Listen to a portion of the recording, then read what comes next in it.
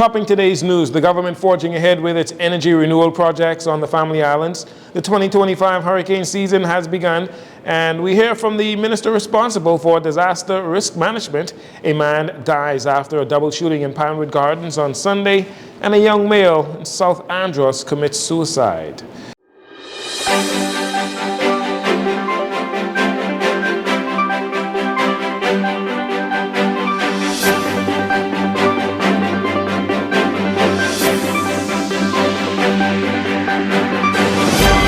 This is your JCN Evening News. I'm Jarino Saunders. Thank you so much for joining us. After years of having a power generation system that was on life support, the Davis administration continuing its nationwide mission to improve electricity to consumers. Sunday, two Bahamian partners, Microgrid and Renugen Pro, signed power purchase agreements to benefit residents of several Family Islands. Prime Minister Philip Davis said these partnerships will bring modern, reliable, affordable electricity to the islands that have for too long endured aging infrastructure, frequent outages, and exorbitant costs. These partnerships will bring modern, reliable, affordable electricity to islands that have, for too long, endured aging infrastructure, frequent outages, and exorbitant costs. Through these agreements, we will establish solar microgrids combined with advanced LNG and multi-gas systems across 9 different areas in our family of islands. This hybrid approach represents the perfect balance for our archipelago. The Prime Minister was also proud to note that all of the partners that will feed electricity into the national power grid are local businesses. He said the projects will result in producing cleaner energy, helping the country to reach and surpass its goal of 30% renewable energy by 2030. All of our partners are Bahamian-owned enterprises with resources to expedite development to ensure that our people will benefit from these changes as soon as possible. In fact, each one of the PPAs we have signed this year will be initiated before year's end and will be completed in 2026. Among the companies we are partnering with today, as you would have heard, is Family Island Microgrid Company, which will develop and operate new energy systems on 5 islands: Harbour Island, Bimini, Moss Island, Farmers Key, Black Point, and Staniel Key in the Exumas. Renugen Pro will bring our energy revolution to San Salvador, Long Island, and Cat Island with solar battery energy storage and LNG facility. These islands, each with their own unique energy challenges, will soon enjoy reliable, affordable electricity that should be the right of every Bahamian citizen. The Prime Minister believes the impact of these changes will be felt within months, not years. Sunday marked the start of the hurricane season, and to help citizens prepare for what's ahead, the Minister of State responsible for disaster risk management, Leon Lundy, he gave Bahamians a brief overview of why it is important to stay prepared. My fellow Bahamians, June the 1st marks the beginning of the 2025 Atlantic hurricane season. And I address you with the seriousness that this time of year demands.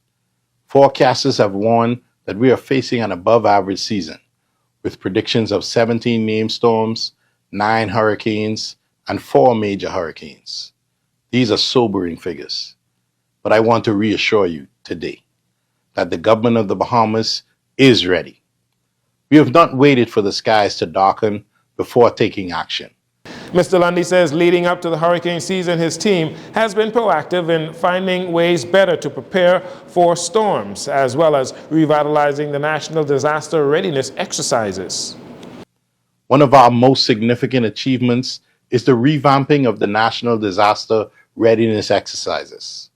And this year, in addition to our nationwide exercise, we are for the first time conducting region-specific exercises, ensuring that each island command center is tailored and trained for the unique challenges of its location.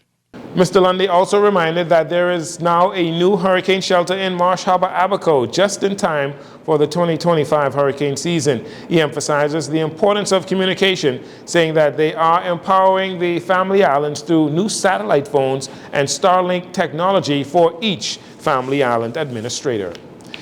It's another positive development for the Bahamas financial services industry. The Ministry of Finance advising that last week, May 28th, the Organization for Economic Cooperation and Development's Forum on Harmful Tax Practices, or OECD's FHTP, reviewed and approved the Bahamas' fully equipped monitoring mechanism with no questions or objections. The Bahamas' fully equipped monitoring mechanism is a structured system designed to oversee compliance with the country's economic substance regime.